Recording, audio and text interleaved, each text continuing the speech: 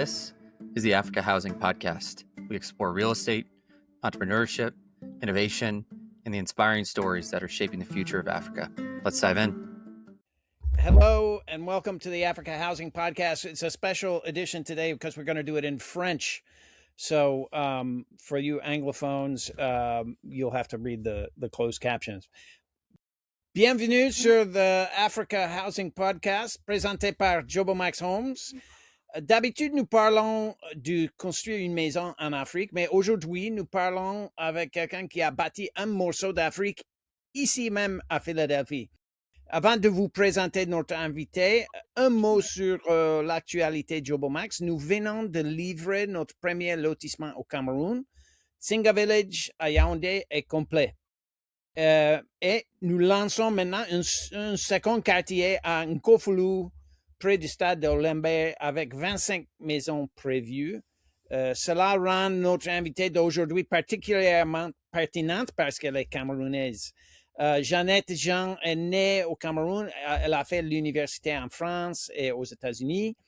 Elle a passé plus de 17 ans à gérer des projets de plusieurs millions de dollars chez Agilent Technologies. Et en 2024, elle a tout quitté pour fonder Château Rouge, un restaurant de cuisine fusion afro-française, ici à Philadelphie, à South Street. Un an après son ouverture, elle a été classée comme parmi les 76 restaurants les plus incontournables de la ville de Philadelphie par le journal Philadelphia Inquirer. Et plus récemment, Jill Scott a dit que le yassa de Château Rouge était le meilleur qu'elle a jamais goûté, y compris à Paris, Dakar, New York. Donc, nous avons une invitée très intéressante avec un restaurant très intéressant. Pour ceux qui restent avec nous jusqu'à la fin de ce podcast, il y aura des cadeaux de Jobomax et des cadeaux de Château Rouge aussi. Donc, Jeannette, bienvenue. Merci Bob, merci, j'adore l'accent, c'est un mélange de africain, américain. Un peu de Et, tout. je ne savais pas que ton français était aussi bon, bravo. Je me débrouille. Merci à toi en tout cas et à Jobomax pour l'invitation, c'était un grand plaisir. Et un plaisir. je suis contente d'être là. Excellent, merci. Bon, votre histoire, Jeannette, ça s'étend sur 3 continents. Ramenez-nous au début. En grandissant entre Paris et Cameroun, comment conciliait-on l'identité camerounaise et la culture française? Oh, wow. Alors, en fait, pour moi, c'était très facile. J'ai grandi dans une famille mixte. Parce que mon beau-père était blanc, il est mort durant le Covid malheureusement. Et donc ma maman très camerounaise. Donc mon enfance au Cameroun, j'ai très peu de souvenirs. Mais effectivement, au-delà des souvenirs, ce que je vraiment en retiens, ce sont les sentiments. C'est-à-dire que je suis très, très rattachée.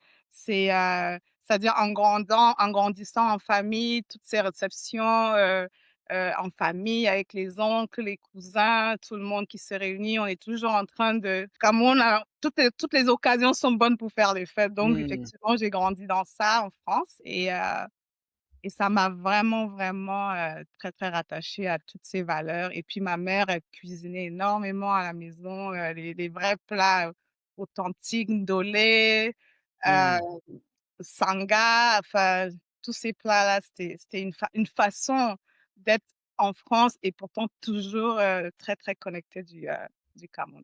Donc oui, c'est fort dans mon cœur. Et ensuite, la France m'a donné mon éducation. Donc, effectivement, j'ai fait tout le cursus primaire, lycée et université en France. Et donc, je pense que c'était, quand on apprend, en tout cas, c'est vraiment un pays intéressant parce qu'il y a des valeurs familiales qui sont quand même plus proches de l'Afrique qu'ici en Amérique. Donc, je pense être en France m'a donné encore ce côté famille toujours. et social, hein, qu'on le veuille bien. Quand on Ouais, parle de social, c'est les gens, ils voient le côté politique, mais c'est vivre avec les gens en communauté, en fait. ouais, ouais, Donc du ouais. coup, j'ai vraiment, continué à développer ça en France et donc quand j'arrive ici, je pense que je suis prête à ce niveau-là et donc aux États-Unis, bah, là, on est dans le business, quoi. Ouais, ouais. Non, ça Effectivement, c'est et ça c'est une transition intéressante. Donc, qu'est-ce qui vous a amené de Paris à Philadelphie?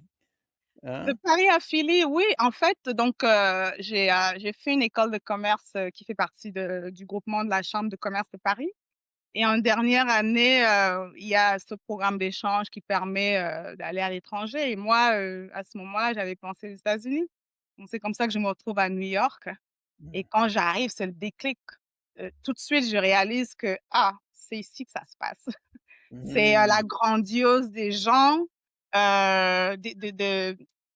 des routes, des voitures, tout est en grand ici et moi, j'aime voir les choses en grand. Je suis une grande ambitieuse et Mhm. quand je suis arrivée, vraiment dès mon arrivée, je me rappelle, c'était, à l'époque, il y avait une tempête de neige du presque jamais vue, limite ce qu'on a eu là dernièrement, tu sais? Heu Ouais. et c'était le désordre, il y avait de la glace partout, tout était paralysé et moi, je suis juste en admiration, quoi. Je suis contente d'être là parce que je réalise vraiment à ce moment-là, il y a un déclic et je Mhm. sais que c'est ici que j'ai envie de progresser, mais encore une fois, j'ai une vingtaine, début vingtaine, donc je sais pas vraiment comment, mais je sais que c'est là qu'il faut que je sois, quoi, par rapport à ce que j'aspire faire dans la vie et donc voilà comment je me retrouve ici et puis, bon, bah, la suite n'était que trouver un plan et le mettre à exécution. Non, c'est excellent. Mmh. Mais et c'est l'expérience de la diaspora, hein, de quitter et arriver quelque part. C'est intéressant, tout est neuf, mais c'est un peu euh, c'est un peu difficile aussi de commencer à zéro dans une nouvelle ville. Donc, comment vous l'avez trouvé de commencer de nouveau ici? Oui, tu sais, Bob, tout est difficile, hein. Je pense que Mm. là où vraiment, on fait, il y a une différence ou alors qu'on voit des résultats, c'est les efforts qu'on va vouloir y mettre et pour Mm. fournir des efforts et ben, il faut qu'on ait un big why comme on dit en anglais. C'est-à-dire qu'il faut vraiment Mm. qu'il y ait une vraie raison qui nous pousse à vouloir faire telle ou telle chose et cette raison-là doit être suffisamment grande pour compenser les difficultés. Voilà, en fait, c'est comme ça que je pense que, comme j'ai dit, moi, je suis arrivée, j'ai tout de suite compris que ça va se passer ici pour moi et à partir donc ça a déjà éveillé en moi cette motivation. Donc OK. pendant que les gens voient la neige, c'est paralysé, moi j'ai le sourire, je me promène dans la ville de New York, je prends les photos. J'ai Ouais. une autre vision dans ma tête, quoi. Donc là où les gens, ils voient que tout va mal, moi je vois que tout va bien parce qu'effectivement, je veux aller dans ce sens-là. Et donc Mm. en venant, comme j'ai dit, donc ce déclic m'est arrivé tout de suite et après, oui, des challenges, je les ai vus et j'en ai vraiment vu parce que c'est vraiment pas facile quand, bah, là, on est déjà premier continent, deuxième continent, troisième Mm. continent et à un âge où, bah, souvent quand même quand on vient dans quand on fait le move à un âge plus bas, je pense qu'il y a une meilleure transition parce qu'on suit. C'est pas on n'est pas maître de où on va, on suit nos parents ou on suit, hem, quelqu'un en tout cas. Mais dans mon cas, là, quitter de la France jusqu'ici, c'est maintenant, délibéré. Donc ça demande effectivement plus d'efforts. Comment je veux Mhm. faire? Qu'est-ce qu'il faut préparer? Il y a tout un travail en amont et avoir vraiment le plan de qu'est-ce qu'on va faire parce que l'idée, c'est Mm. d'aller toujours à une étape au-dessus de Mhm. là où on est, en fait. Donc oui, c'était difficile. De un, bah, il fallait se mettre en anglais, déjà beaucoup plus vite. Parce que moi, à la base, j'ai plutôt grandi au début avant d'arriver dans la région parisienne. Mon primaire, c'était plutôt vers, l'Alsace. Donc Ah, OK. c'était 1re langue, allemand, 2e langue allemand. Donc je maîtrise Ouais. pas l'anglais, il faut que je quitte l'Alsace pour arriver en région parisienne, où là, je commence à apprendre l'anglais, en fait. Donc je me suis mise assez tard, en anglais. Pourtant la le Cameroun est bilingue, donc Ouais. ça c'est, on en parlera certainement plus tard. C'est une des Ouais, richesses auxquelles j'apprécie que tu puisses switcher comme ça de français en ouais, anglais pour, l'audience. Mais, donc voilà, je viens apprendre l'anglais plus tard, un peu plus OK, tard. Donc du coup, quand ouais, j'arrive à New York, bah, il y a déjà la barrière de la langue. Mais bon, encore une fois, c'est une opportunité que je vois qui est d'apprendre et forcément, si je veux être ici, bah, il faut que je m'y mette vraiment, quoi. Il faut que je l'apprenne sérieusement et donc petit à petit mettre, les plans de comment le faire. non, c'est bien, c'est un esprit très fort. Bon, parlons un peu du travail. Vous avez passé plus de 17 ans chez Agilent, spécialiste compte à la gestion de plus de 100 millions de dollars en projet d'équipement de laboratoire, avec un taux de satisfaction des clients de 97%.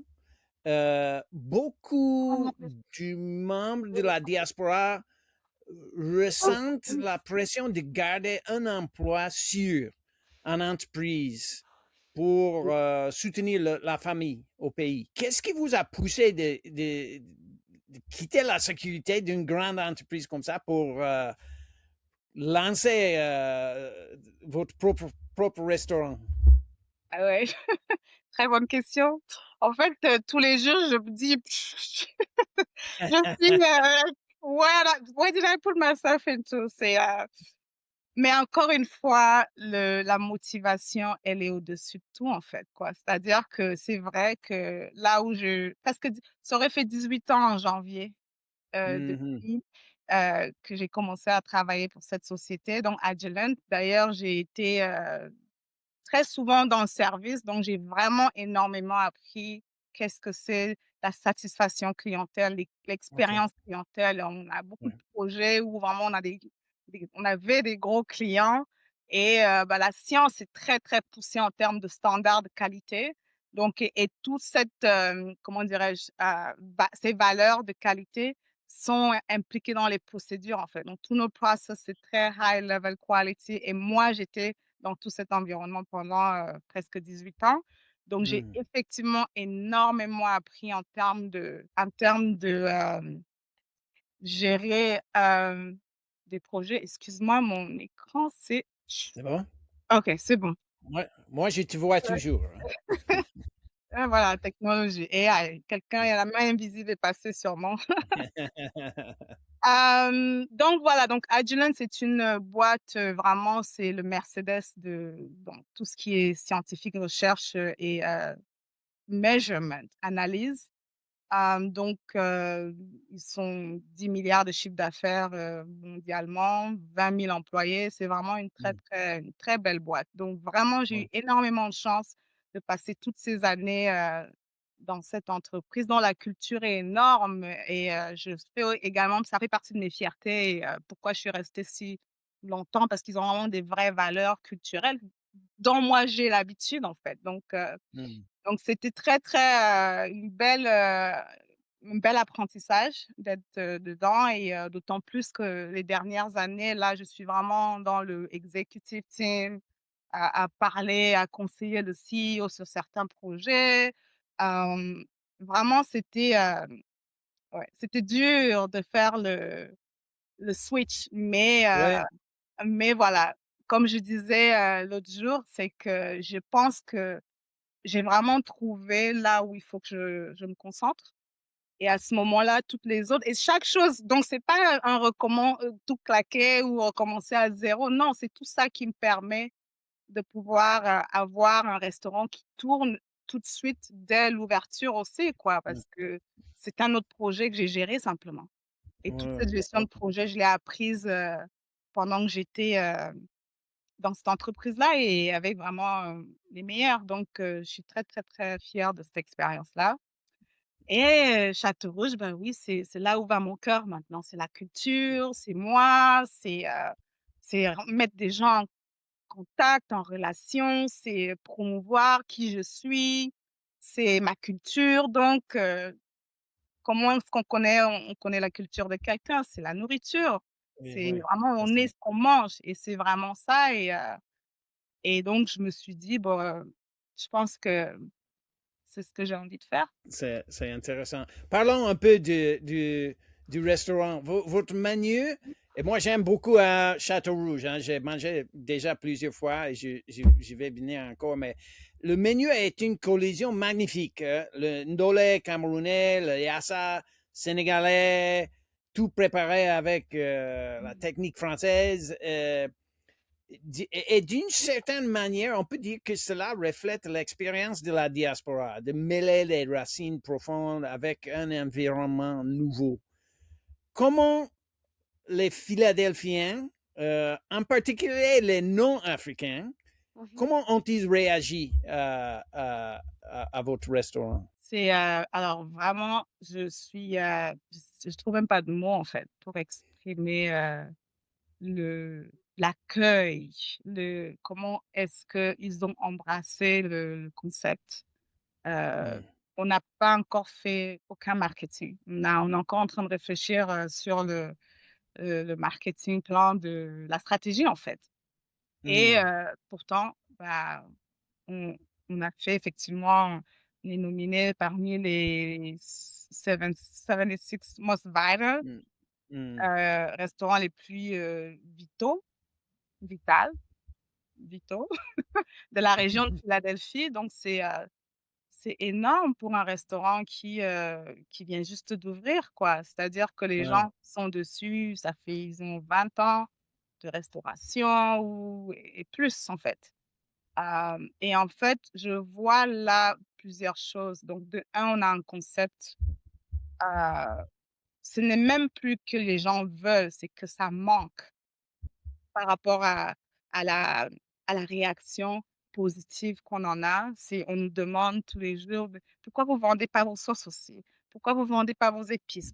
Donc du coup, ça ouvre vraiment des opportunités, dans tout genre de sens. On me parle même du tourisme, parce qu'il y en a qui veulent Mm. et d'où viennent, ces épices. Parce qu'entre autres, l'année dernière, on était à Yaoundé et Douala et Kribi parce que Mhm.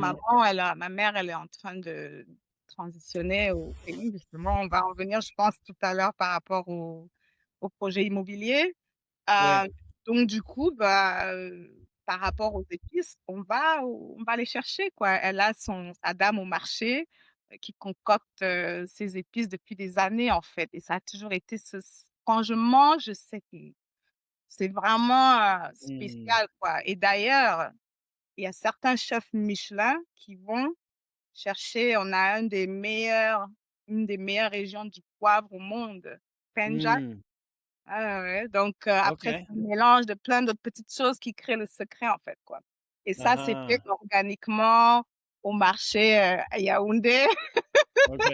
On va garder notre traçons, mais bon, voilà ce que je veux dire, quoi. C'est ça porte énormément sur, le goût qu'on propose. Donc OK. la nourriture est bonne déjà parce qu'effectivement le chef, il a plus que 25 ans de métier, restaurateur à Paris, il a travaillé, Oui, parlons un peu du chef, parce que lui aussi, il a une histoire intéressante. oui, voilà, donc lui, il est né, en Italie, de OK. parents, nés en Italie, grandis en France et parents d'origine, du Togo. OK. Voilà, OK. donc Giuseppe, et il a d'ailleurs son nom italien parce qu'il est né, à côté de Rome, et en fait, donc lui, c'est son métier, quoi. Mhm. Il est dans l'industrie, donc lui, effectivement, et il est très bon dans ce qu'il fait également. Donc effectivement, on s'est rencontrés, à, un de ses restaurants à Versailles, et j'avais partagé mes ambitions de vouloir, ouvrir un restaurant qui serait comme ci, comme ci, comme ça, et je lui disais: «J'aime bien ton endroit, en fait, donc est-ce que tu serais intéressé par une aventure?» Oui, non, c'est intéressant. Donc, depuis le début, cette idée d'avoir quelque chose international et pan-africain, c'était là au début avec Giuseppe. Oui, c'est ça, parce que lui aussi, du coup, il a ce melting pot, et je pense qu'on voit les choses exactement de la même façon également, donc c'était vraiment, facile d'emblée tout de suite, on a clic, quoi. Et donc, on est vraiment, on bosse dur. Excellent, excellent. Non, il fait bien son travail. Bon, et parlons un peu de Jill Scott. Elle est venue quand à Oui, Châteauroux? Jill Scott est venue, c'est marrant, en fait, comment c'est arrivé. C'est-à-dire que les lundis, on est fermé. OK? Donc, du coup, le téléphone, bah, souvent, je prête pas très attention. On prête pas très attention parce qu'on est fermé. On laisse les messages. Ouais. Pour une raison ou une autre, ce jour-là, j'ai décroché le téléphone et donc c'est une de ses sœurs qui est à Philly qui dit, elle commence par dire: «Oh merci Seigneur». Elle remercie le Seigneur. Elle dit: «Oui, je sais que ne vous êtes fermés, que normalement vous serez pas là en train de répondre, mais vous avez pris le téléphone» et elle dit que, bah, je pense que c'est Dieu qui nous met en contact. Je dis: «Super, j'aime bien sa spiritualité tout de suite, quoi» et à ce moment-là, elle me dit: «Oui, je suis la sœur de Jill Scott, elle est en ville, vraiment, il y a quelqu'un d'Atlanta, qui est dans le rap, une rappeuse d'Atlanta qui est passée au restaurant et qui lui a parlé de nous et en fait, elle veut absolument venir manger votre yassa». Je dis: «Ah oui, on fera tout pour Jill Scott, il y a pas de problème». Oui, oui, mais justement son nouvel album qu'elle est en train de sortir là, je pense que elle était en préparation parce qu'elle a passé toute la journée au studio et donc elle vient, elle dit: «Est-ce que 9 heures c'est bon?» Je dis: «Même si c'est à minuit, on est là pour elle». Et effectivement, Excellent. ils sont arrivés, tu vois, toute la sécurité, limousine, c'était super, hein. On a fait ça, donc un lundi soir où normalement il y a personne. Il y avait que le chef, moi et puis, mon neveu qui est en salle et puis on Mm. a accueilli c'était comme une petite famille, en fait. C'était l'anniversaire d'une de ses petites nièces. On a fait donc en fait, c'était une célébration entre, eux en même temps et je pense que j'ai trouvé ça super, ça dit beaucoup sur la personne, en fait. Parce que quand j'imagine le genre de calendrier qu'elle a et que tu prends le temps, hein, et pris une journée pour aller célébrer, l'anniversaire d'un de tes membres, quoi. J'ai vraiment trouvé que c'est et puis elle a ce côté vraiment, elle est très humaine, on sent vraiment que c'est une très, très bonne personne. Donc vraiment, j'ai été très ravie de faire sa connaissance et c'est là, effectivement, elle dit, elle a mangé donc le yassa, donc Mm. à Dakar, à Paris, Mhm. à New York et elle a dit: «Celui-là, c'est le meilleur qu'elle ait mangé». Non, Elle avait c'est même vraiment. rajouté quelque chose d'autre, mais on va le garder ici entre nous, je l'ai pas publié, là-bas de l'autre côté chez les Américains, mais elle avait aussi rajouté le fait qu'on dirait que la personne qui a fait ci, ça est amoureux de moi. Alors le chef en mode, «I wish you». Ouais, du coup, s'il était blanc, il serait complètement rouge, ça, ouais, c'était vraiment, vraiment sympa et on s'est dit: «OK». Il y a ça, effectivement, c'est donc, bah, il y a ça, chacun fait sa façon, il y a ça. Donc nous, on a toujours tendance à même le plat d'origine de quelque part, rajouter qu'est-ce qu'on peut rajouter de ce qu'on connaît pour amener encore à un autre niveau, en fait. Donc Mhm. c'est un peu Mhm. ça, c'est-à-dire que les épices, comme je dis, les épices du Cameroun, là, on les met dans notre yassa, Ouais, ouais, tu ouais. vois? Non, c'est bien. Donc du coup, le Ouais, goût va être différent bah, c'est comme tout en fait, tout est vraiment se joue beaucoup dans les épices et la façon de cuire aussi bien sûr, mais c'est le palais, c'est le goût et donc Mhm. il faut savoir jouer avec, différentes formes d'épices et nous, notre culture, nos épices sont plutôt voilà quoi, ça donne. Oui, non, c'est intéressant.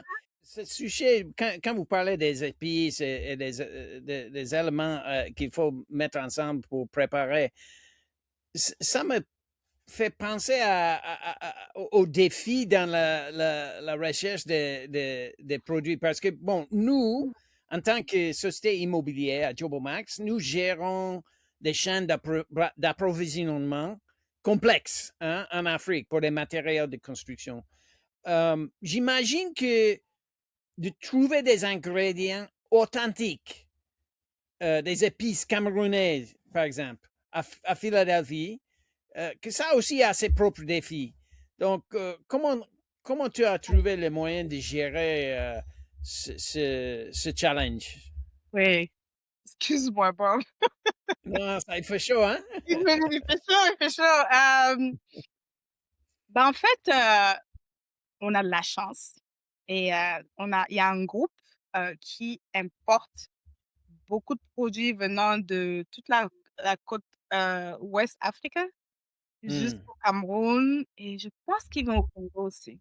Ce sont des OK. Camerounais ici basés à Philadelphie. Ils Ah, OK. Là, ils ont c'est tout un supermarché vraiment quoi. Donc du coup, bah, pourquoi recommencer à chercher un réseau quand, tu as déjà quelqu'un qui est dans le métier depuis et qui le fait très, très bien. Donc du coup, on a vraiment un supplier ici. Excellent. Donc ici, Excellent.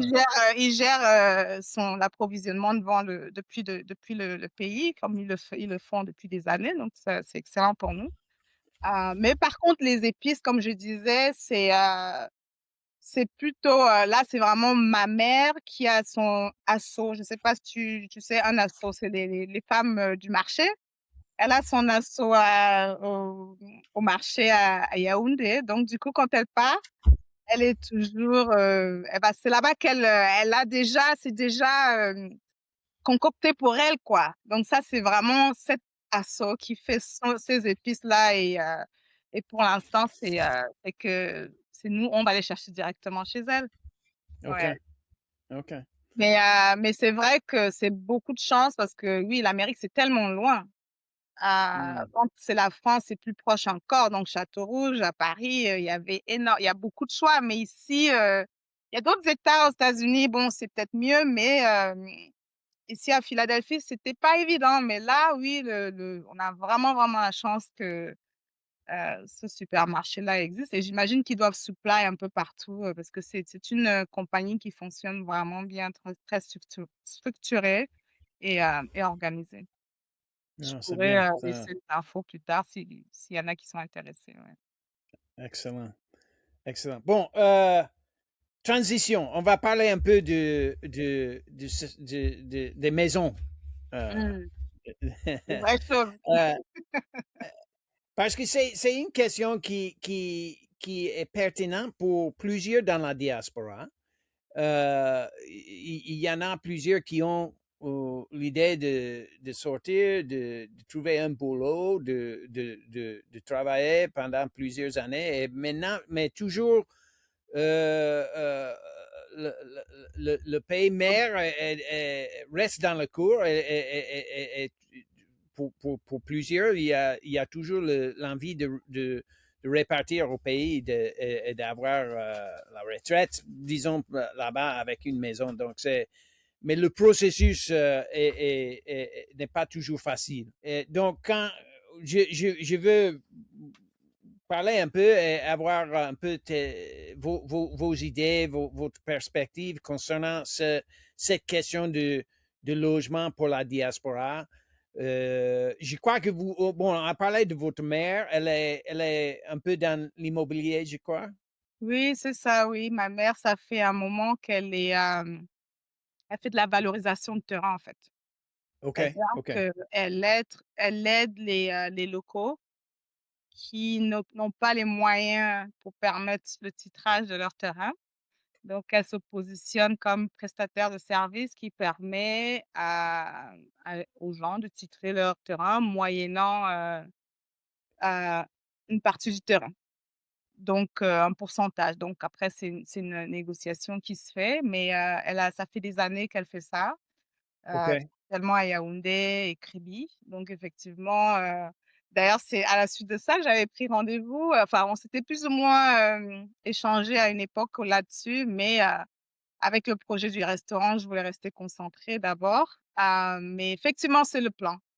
Tu sais, OK. Bob, on est en plein awake de voir que, bah, soit on laisse les autres construire l'Afrique pour nous et auquel cas on va passer notre temps qu'à continuer à se plaindre, ou alors on se dit: «OK, je connais tous les challenges qu'il y a là-bas, même moi c'est dur, mais c'est là-bas qu'ils ont le plus besoin de nous, de moi, Hmm, donc comment est-ce hmm, que moi je peux y contribuer?» Donc c'est pour ça que même moi-même, en faisant cette promotion à l'extérieur de la culture, bah, il faut que je m'en nourrisse davantage. Donc effectivement, l'idée, c'est boucler la boucle, quoi. C'est-à-dire qu'il y a un retour bah, vers la source, quoi. Quelque part, si tu veux mieux OK. te vendre, il faut que tu sois déjà bien armé, quoi. Et ça demande donc de passer beaucoup de temps sur le terrain. Donc il y a un enjeu économique, bien sûr, parce que tous les acteurs sont tous en train de diviser l'Afrique sous nos yeux. Et nous, on est là, vous avez dit quoi? 150 millions de dollars pour quel minéral? Et c'est qui et nous, on est où dans tout ça? On est Wow. toute une diaspora, on appartient à à ce jeu, quoi. Je Mmh. en fait, mais je veux dire qu'on doit être sur la table. Ouais. Et donc c'est des réflexions. Alors je sais pas s'il m'a fallu, arriver à l'âge, dans laquelle je suis ou alors c'est l'expérience qui montre que, bah, déjà de un on est ici, on est toujours en train de faire plus pour montrer qu'on est de niveau.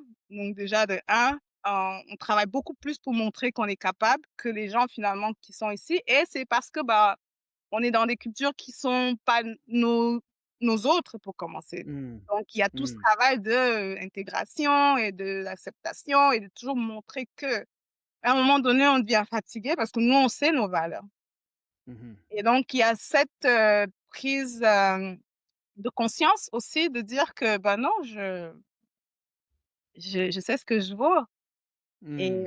et vouloir reprendre les choses plutôt dans le sens, «OK, qu'est-ce que je dois faire maintenant qui est bon pour moi, ce que je veux, en fait?» Et donc Mmh. l'Afrique, personnellement, j'ai mes 2 garçons qui sont nés ici.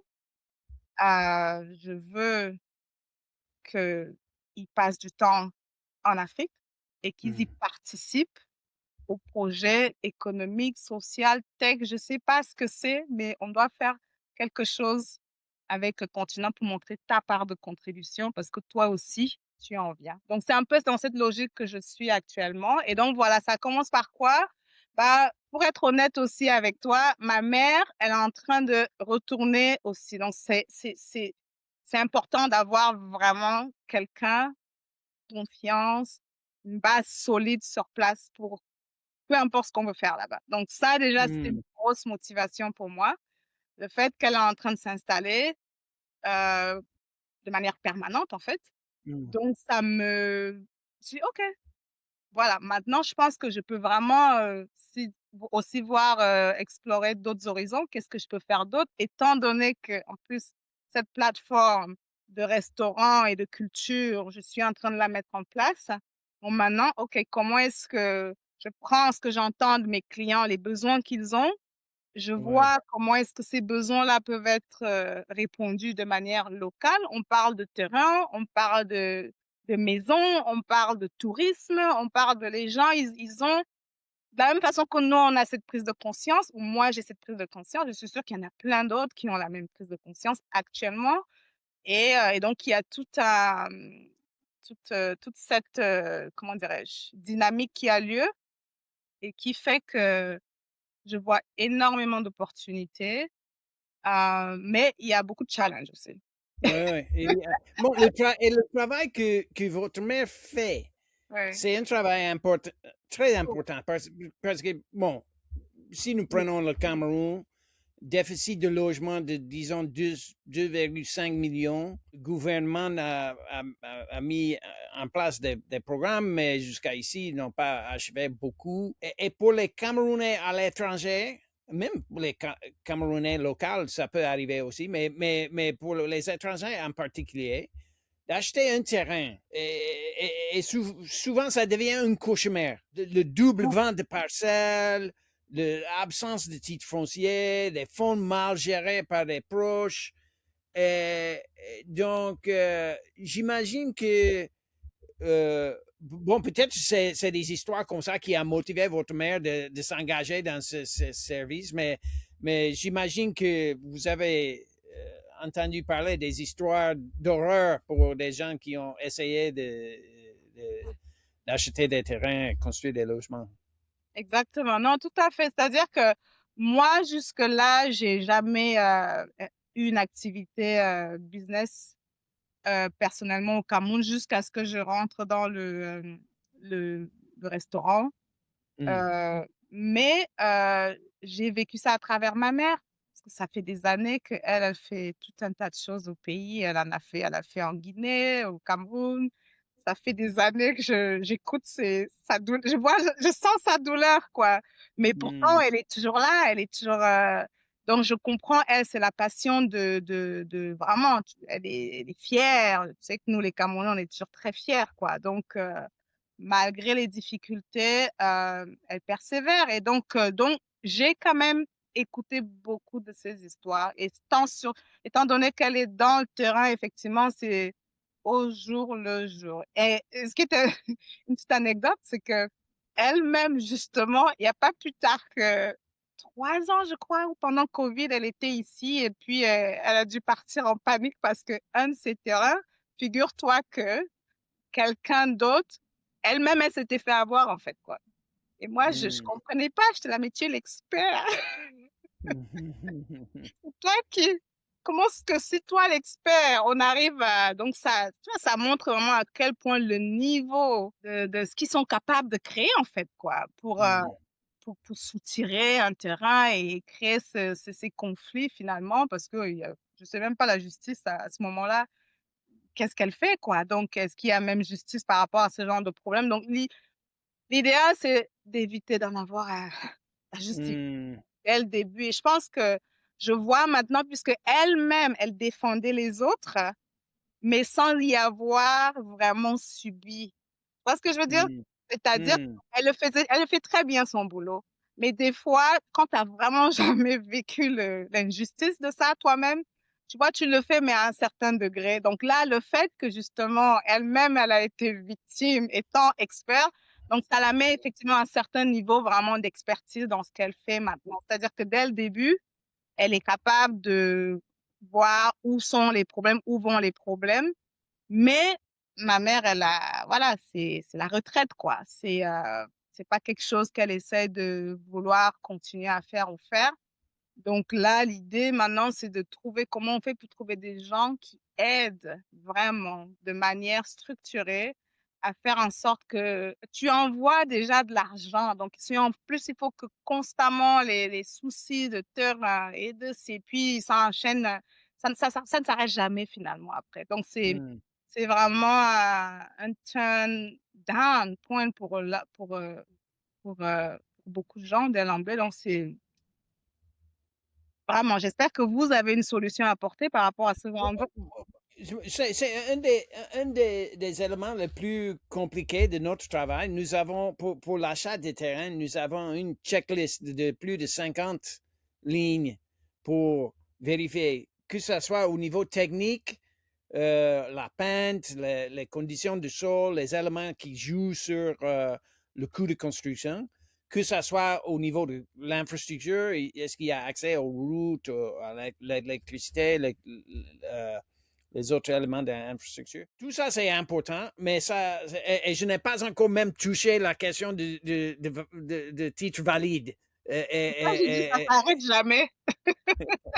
Donc, non, c'est une question très compliquée et c'est un des valeurs, bon, c'est un des éléments les plus valables, je crois, que nous offrons à nos clients parce que d'avoir confiance que le titre est valide, qu'il n'y a pas d'autres qui vont dire qu'ils ont acheté. Ça, vraiment, c'est quelque chose de très difficile de gérer de loin. Mais si vous avez sur place un représentant qui connaît le processus, ça c'est quelque chose qui est très important pour nos clients. Euh, entre le, tous les recherches que nous faisons au niveau du titre foncier pour valider avant de vendre à nos clients, et de l'autre côté, tout ce que nous faisons pour offrir le financement à nos clients, je crois que c'est les deux éléments de notre travail les plus valables. De construire, bon, je veux pas dire que c'est facile de construire une maison, mais c'est pas c'est pas l'élément le plus compliqué de notre travail. Non, mais je pense que c'est effectivement, c'est primordial. C'est vraiment le pain point, comme on dit. Mhm.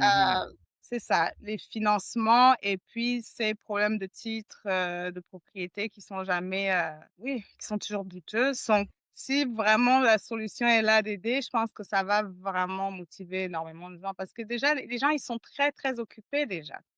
Ouais. Donc, ils sont prêts à payer même le je pense de ce qu'il faut pour être sûr que, on se retrouve pas dans 2 ans ou 5 ans ou je ne sais pas combien d'années, plantés dans un projet qu'on a investi énormément d'argent parce que, voilà. Donc c'est effectivement, je pense que c'est une très, très bonne chose si, Mmh. vous avez amené ça sur le tapis. Après le capital, donc le capital, bah, oui, c'est du cash tout là-bas, presque. Ouais, ouais. Donc, bah, oui, sauf que la règle numéro un du pays capitaliste, c'est pas le cash qu'on utilise, c'est le crédit, quoi.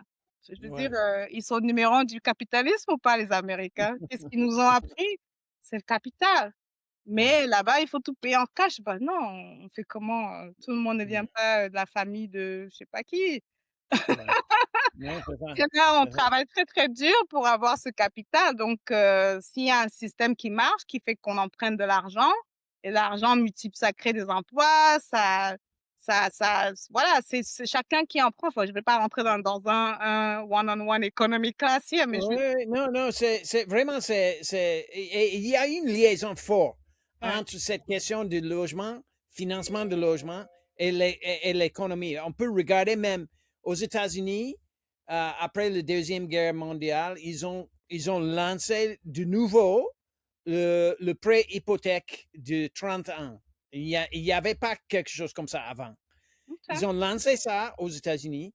Ils ont lancé aussi un organisme du gouvernement pour racheter les prêts des banques, pour encourager des banques de prêter de l'argent aux particuliers qui veulent acheter des maisons. C'est deux, c'est deux changements au niveau du gouvernement des États-Unis. Vous pouvez regarder sur les données de l'économie, le taux de propriété des maisons après la Deuxième Guerre mondiale a agrandi rapidement. Euh, à l'époque, hein, le taux de propriété aux États-Unis, c'était comme en Afrique. C'était pas tout le monde qui avait leur propre maison. Mais avec ces changements qu'ils ont fait après la Deuxième Guerre mondiale, plusieurs ont acheté des maisons. Et au même temps, le taux de pauvreté a diminué C'est corrélé? en même temps.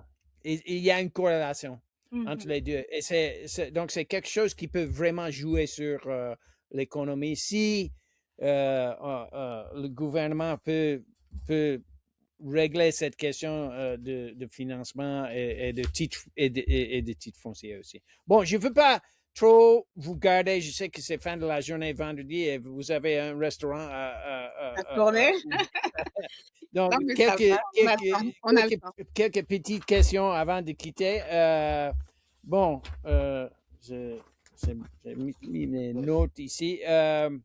Bon, Château Rouge a 1 an et demi. Quelle est la vision pour la suite? Mmh. Si vous pouvez construire quelque chose au Cameroun, un, un restaurant Château Rouge Yaoundé, une maison familiale, autre chose, qu'est-ce que ça sera?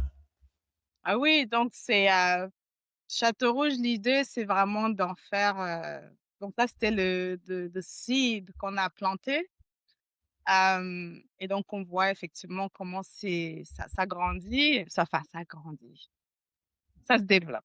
Je ne sais pas Ouais. après le seed, c'est quoi la prochaine étape avant que ça sorte, mais bon, on va dire qu'on avance dans le bon développement de comment on dit seed de la graine qui a été plantée.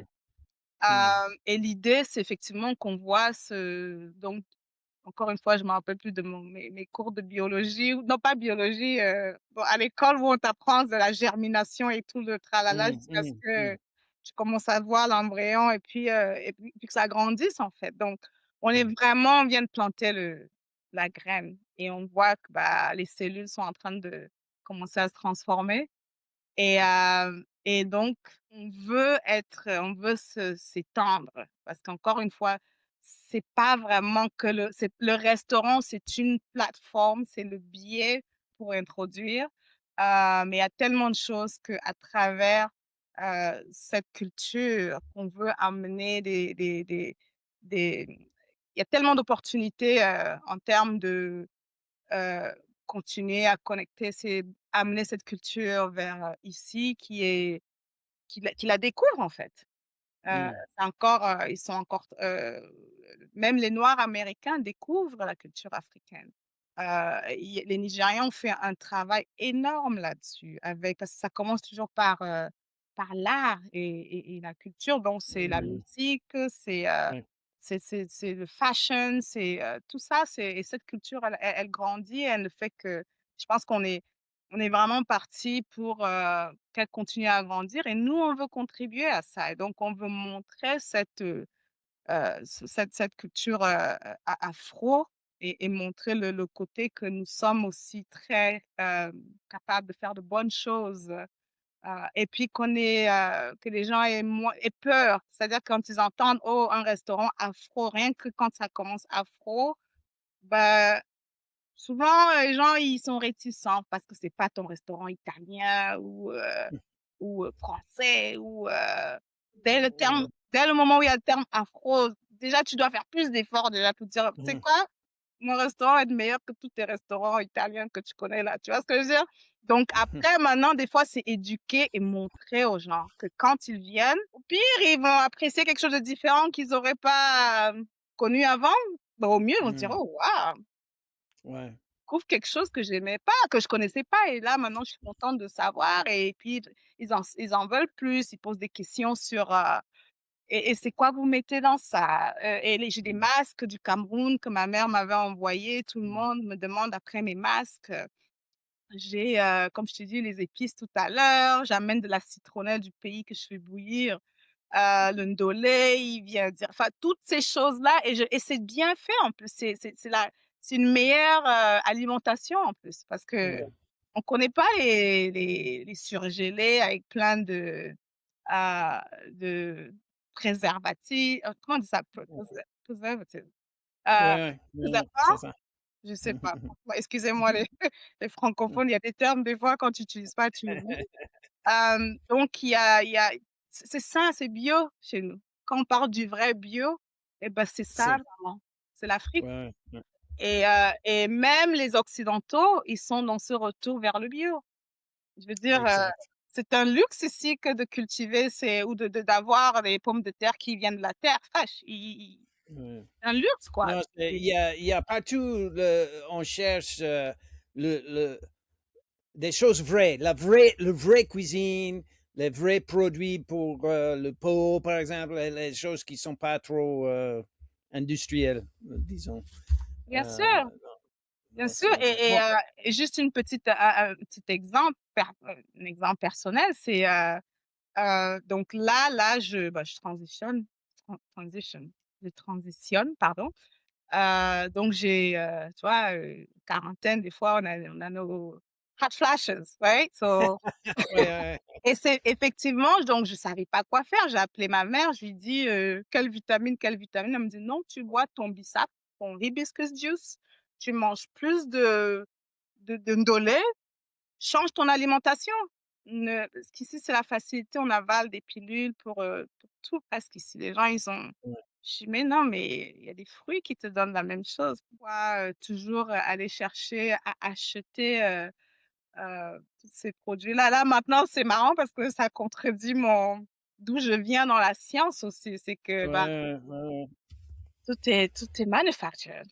ouais, ouais, Mais ouais, bon, mais on amène cette culture, on est bien content en tout cas qu'on amène des produits frais qui sont vraiment il y a pas plus bio que notre ndolé ou d'autres produits qu'on a qui sont, des boissons comme je disais comme ça, on fait nos jus de gingembre, donc tout ça, c'est des vitamines et c'est naturel donc non, c'est tout on ça, c'est veut bien. continuer à montrer aux Américains ce côté, voilà ce que c'est vraiment de manger bio aussi. Parce que juste un autre exemple, au restaurant, des fois, on a des clients, parce qu'on fait de la patate douce aussi, sweet mashed potatoes Ouais, ouais. et donc quand, on a eu quelques fois des clients, quand ils commandent ça et qu'ils mangent, ils disent: «Mais le goût est différent. Mmh. Et tu te dis: «Mais différent», en fait, ça prend un moment de comprendre, mais de comment ça différent? La patate douce, c'est la patate douce, tu la mets dans l'eau, tu écrases, c'est tout. Mais en fait, tu te rends compte que, bah, non, quand tu achètes certains de c'est déjà préfabriqué. Donc on rajoute une Mmh. tonne de beurre, une tonne donc même la couleur, ça n'a plus Ouais, la couleur orange, tu sais, la belle couleur naturelle d'une patate douce, quoi. Mais ils sont ouais, déj le goût est déjà tellement la palette est tellement déjà habituée à ces produits manufactured qu'ils savent ouais, plus apprécier le vrai. Et ça, effectivement, c'est le genre de choses qu'on veut non, c'est patate douce, c'est rien. Tu bouts dans l'eau, tu écrases. Tu as pas besoin de mmh, rajouter, des tonnes de produits dans ça. C'est ça, quoi. ouais, Donc si on peut réintroduire ça aux gens et ça a pas besoin, c'est pas coûteux. C'est pas ouais, forcément exact. coûteux. Donc du coup, on essaie de contribuer également à cette culture de meilleure alimentation. Comme je dis donc, bah, l'hospitalité africaine, hein, toutes ces valeurs-là, ça fait partie également des choses qu'on veut continuer à promouvoir et bien sûr, je suis camerounaise, donc je suis là pour représenter, Excellent. et faire découvrir, le Cameroun aussi donc peu importe le rôle que je pourrais jouer, en termes de ou emmener, des gens visiter ou vice versa donc ce serait toujours des choses que je vais mettre dans mon plan d'exécution, c'est sûr. Excellent, excellent. Je n'ai que 2 questions, qui restent, hein. 1er, vous êtes et on peut dire, hein, vous êtes un modèle pour beaucoup, une femme noire passée de la tech à la restauration, passée à la France, aux États-Unis, quel conseil donneriez-vous à une jeune immigrant africain à Philadelphie qui veut lancer une entreprise ou bien qui veut construire au pays, mais qui a peur de risques? Oui. En fait, Bob, personne n'a la formule magique vraiment. Je pense que la première chose, c'est les peurs, on en aura toujours. On a toujours des peurs. Même moi là, j'ai des peurs tous les jours, Ouais. c'est juste ça fait partie du la journée, quoi. So, la question maintenant, encore une fois, faut se poser les vraies questions toujours. Pourquoi est-ce que je veux faire ça? Pour que cette motivation soit suffisamment grande pour que toutes ces choses-là, ben, on élève le niveau, en fait, pour qu'on puisse donner la force et l'énergie nécessaire pour surmonter ces peurs. Parce que les peurs, c'est je pense que tant qu'on vit, ça fait partie des sentiments humains. On peut pas enlever ça. Maintenant, sachant, bah, beaucoup ça se passe dans nos têtes, quoi, en fait. C'est Mmh, à un moment, on se dit juste: «Bah, on y va». Mais moi, je suis devenue très, très spirituelle aussi, donc je prie toute seule parce que mmh, mon Dieu, c'est dans moi et je suis toujours en train de lui demander de me guider parce que je pense que c'est un chemin qui est déjà plus ou moins tracé pour moi et c'est juste une question de suivre le chemin et pouvoir justement être conscient de ça et puis tout le reste va aller. Donc il faut croire en qu'est-ce qu'on veut faire, écouter vraiment, si tu sens, il faut s'écouter quoi. On a des sentiments, on les ignore. Non, il faut poser. S'il y a une panique, c'est bon de dire: «OK, j'ai peur là», mais comprends pourquoi ouais, est-ce qu'on a peur. Et ouais. après, se répondre, c'est on est nous-mêmes nos propres, avocats. Comment on dit ça? C'est qui l'avocat représente qui? On est son propre, on est l'avocat à la fois du bien et du mal. J'oublie le comment ça se Mmh, dit mmh, exactement. mmh, Donc on se fait mmh, nous-mêmes notre propre procès, en fait. Et ouais. l'idée, c'est que, bah, oui, c'est OK d'être down et d'avoir des difficultés, avoir peur, mais après on s'assit, on se pose des bonnes questions, on revient à se dire: «Non, ça va aller» et puis bon, bah, au pire, qu'est-ce qu'on fait? On va mourir, hein.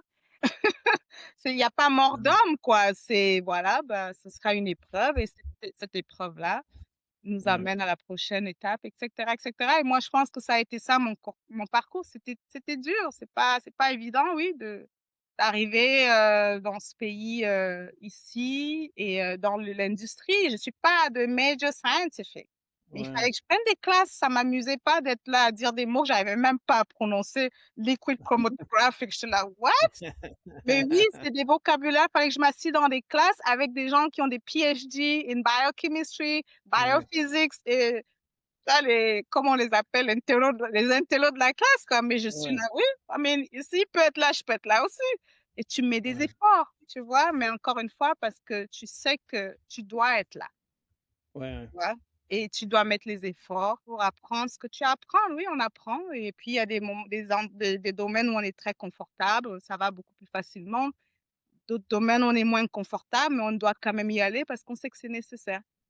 Donc, Ouais. moi, je dirais encore une fois, écoutez-vous, faites ce bilan vraiment constamment et ça change tous les jours aussi, hein.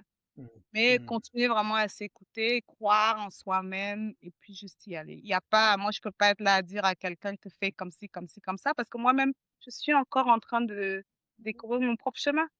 Je Mais suis j'aime d'accord. bien l'idée de montrer ce que moi je fais, comme ça, si quelqu'un pense à faire la même chose, bah oui, je serais ravie de raconter mon parcours, voir Ouais. si ça peut aider. C'est comme ça aussi qu'on évolue. Donc oui, vraiment, si il faut juste y aller et puis s'entourer des gens qui veulent vraiment, aussi aider, les mentors, c'est très important ça. Moi, Ouais. j'ai tenu le coup toutes ces années dans cette boîte. J'ai eu des très bons managers.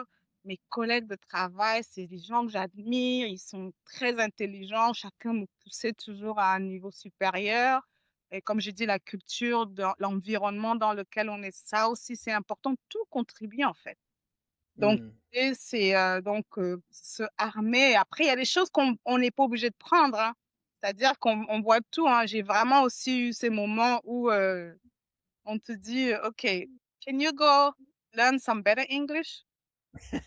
Et moi, je suis là, tu peux dire à moi en français, s'il te plaît, tu vois? C'est bon, après Mmh. tu essaies de gérer comme tu peux, mais bon, on va pas s'arrêter sur ces difficultés parce qu'il y a beaucoup plus à gagner, après, quoi et donc je suis vraiment contente de tout cet enseignement que moi j'ai eu vraiment auprès des meilleurs, comme je dis, que ce soit, au niveau, de mes collègues, même l'industrie elle-même, si tu le vois dans le headquarter vient de la Silicon Valley, c'est biotech.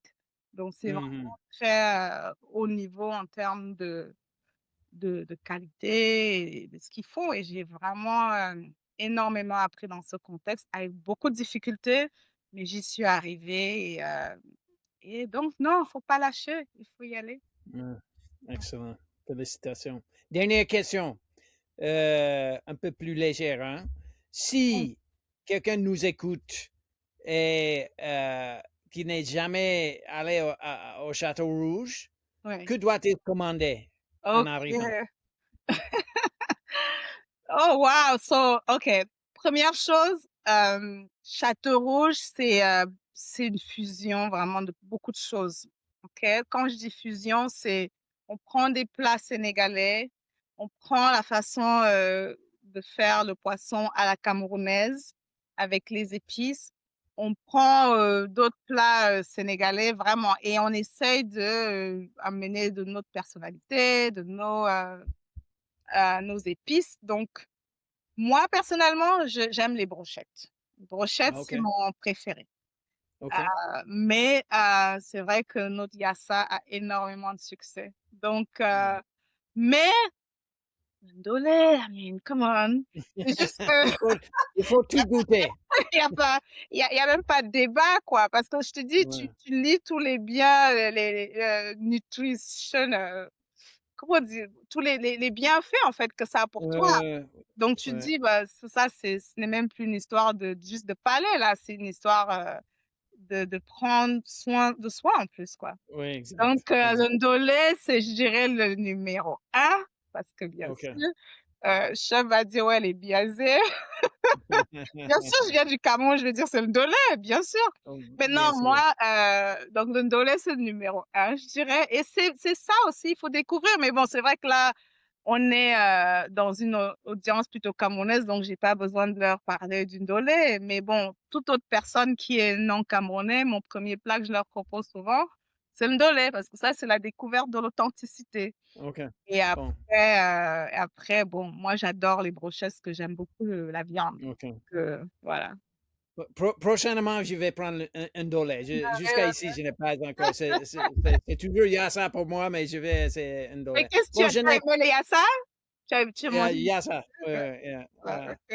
Bon, Jeannette, merci infiniment hein, du Cameroun à Paris, en passant par Philadelphie, de la salle de conférence à Agilan à la cuisine du Château Rouge.